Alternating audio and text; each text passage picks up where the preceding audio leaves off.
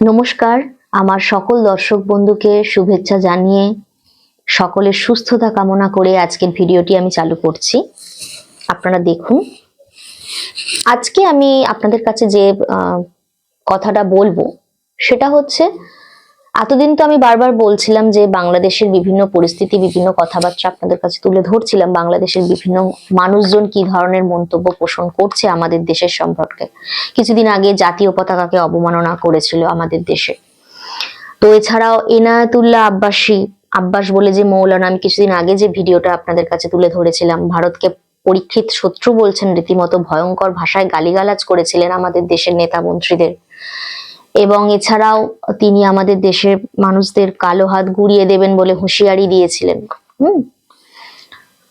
তো এর পাশাপাশি এবারে এতে আরো সংযোজন করলো সেই দেশের আর একজন নেতা, তারেক রহমান। ইনি হচ্ছেন কে? ইনি হচ্ছেন গণ অধিকার পরিষদের যুগ্ম মহাসচিব সেই দেশের। তো তার বক্তব্য, তিনি বলছেন যে ২৬ লক্ষ ভারতীয়দের লাথি মেরে ভারতের সীমান্ত পার করে দেবে, লাথি মেরে তাদেরকে তাড়িয়ে দেওয়ার কথা বলছেন। এত বড় কথা বন্ধুরা, ভেবে দেখুন, এত বড় কথা একটা দেশের সম্বন্ধে আর একটা দেশের নেতা এই ধরনের মন্তব্য করছে।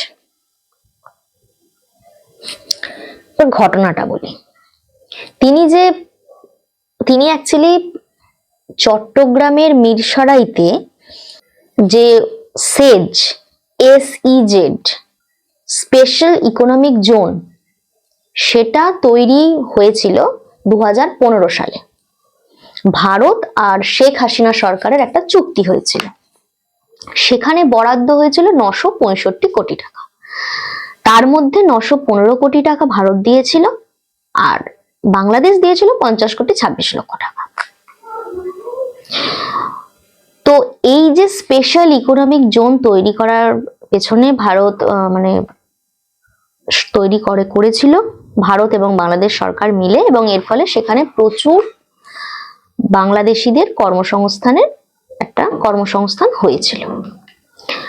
তো সেই ইকোনমিক জোনকে আক্রমণ করতে গিয়ে কিন্তু এই তারেক রহমান, এই নেতা, এই ধরনের মন্তব্য করেছেন যে ২৬ লক্ষ ভারতীয়দের লাথি মেরে সীমান্ত পার করে দেওয়ার কথা বলেছেন। তো আমি যে কথাটা বলছি তার প্রমাণস্বরূপ আপনারা ভিডিওটা দেখুন। আমরা যে মাঝে মাঝে বলি না ২৬ লাখ ভারতীয়, এগুলো কোথায়? একটা একটা করে ইন্ডিয়ানকে ধরে লাথি মেরে ইন্ডিয়ার সীমান্তে ঢুকাই দিয়ে আসতে হবে, এছাড়া কোনো উপায় নাই। একটা একটা করে ইন্ডিয়ানকে ধরে লাথি মেরে ইন্ডিয়ার সীমান্তে ঢুকাই দিয়ে আসতে হবে, এছাড়া কোনো উপায় নাই। একটা একটা করে ইন্ডিয়ানকে ধরে লাথি মেরে ইন্ডিয়ার সীমান্তে ঢুকাই দিয়ে আসতে হবে, এছাড়া কোনো উপায় নাই। আপনারা শুনলেন বন্ধুরা, আপনারা শুনলেন তো? এখানেই শেষ নয় কিন্তু, শুধু এই নেতা নয়, আর একজন নেতাও সংযোজন করেছেন এতে, বিএনপি নেতা গয়েশ্বর চন্দ্র। তিনি আবার সরাসরি ভারতীয় চিকিৎসকদের হুঁশিয়ারি দিচ্ছেন, সাবধান করছেন। তিনি বলছেন যে ভারত অনন্তকালের জন্য যেন ভিসা বন্ধ রাখে। এর ফলে বাংলাদেশ আর কখনো রোগী যাবে না, বাংলাদেশ থেকে ভারতে রোগী আসবে না। তার ফলে নাকি ভারতের হসপিটাল সব বন্ধ হয়ে যাবে। মানে কতটা হাস্যকর কথাবার্তা বলছে আপনারা বুঝতেই পারছেন। যাই হোক, হ্যাঁ, এবং ডাক্তারদের নাকি বাটি হাতে বসতে হবে, রাস্তায় ফুটপাতে বসতে হবে চিকিৎসার অভাবে। ভারতের নাকি বাংলাদেশের যে ভিসাটা বন্ধ রেখেছে সেটা অনন্তকালের জন্য। মানে কত রকম ভয়ঙ্কর, এটা হাস্যকর কথা, আর কিছু বলার ভাষা রাখে না। আপনারা বুঝতেই পাচ্ছেন কত শিশুসুলভ কথাবার্তা এইসব। তো যাই হোক, তাহলে আপনাদের কি মন্তব্য বলুন। তাহলে বাংলাদেশ বলে না যে সুখে খেতে ভূতে কিলানো, কথাতে আছে। তো এদেরও সেই অবস্থায় দাঁড়াচ্ছে, বিনাশকালে বুদ্ধি ভ্রষ্ট। এছাড়া আর আমার কিছু বলার ভাষা থাকছে না। আপনারা শুনতেই পেলেন, সবকিছুই আপনাদের কাছে আমি তুলে ধরলাম। একটা কথা বলে না যে তুমি তোমার নিজের দেশকে উন্নতি করছো, সেটা তো খুব ভালো কথা, নিজের দেশের উন্নতির কথা ভাবো, কিন্তু অন্য দেশের প্রতি বিদ্বেষ ছড়িয়ে, অন্য দেশের প্রতি একটা সন্ত্রাস মনোভাব ছড়িয়ে, হ্যাঁ, সন্ত্রাস সৃষ্টি করে কখনো কি নিজের দেশের উন্নতি করা সম্ভব? দর্শক বন্ধুরা, আপনারা কি বলেন? কখনো কি সেটা সম্ভব? এটা কি কখনো হতে পারে? নিজের দেশের উন্নতি কখনো কি হতে পারে? আর যে দেশ তোমার জন্মদাতা, মানে বাংলাদেশের জন্মদাতা বলতে গেলে বিশেষ মতন ভারতবর্ষ, ভারতের সাহায্য ছাড়া কি সেই 71 সালে সম্ভব হতো? এই 16ই ডিসেম্বর যে বিজয় দিবস তারা পালন করে, সেই বিজয় দিবসটা আসা কি সম্ভব হতো? যে সময় পাকিস্তান হেরে গেছিল, সে ভারতের সাহায্য ছাড়া কি তোমাদের দেশের জন্ম হতো? সেটা তারা ভাবছে না একবারও।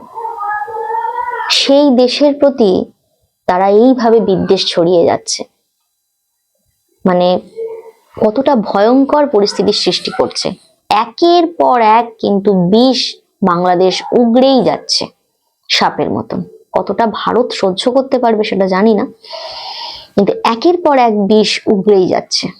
এর পরিণতি কোন দিকে যাচ্ছে সেটা সবাই বুঝতে পারছে, এটার বলার অপেক্ষা রাখে না। এই ধরনের বিদ্বেষ পোষণ করা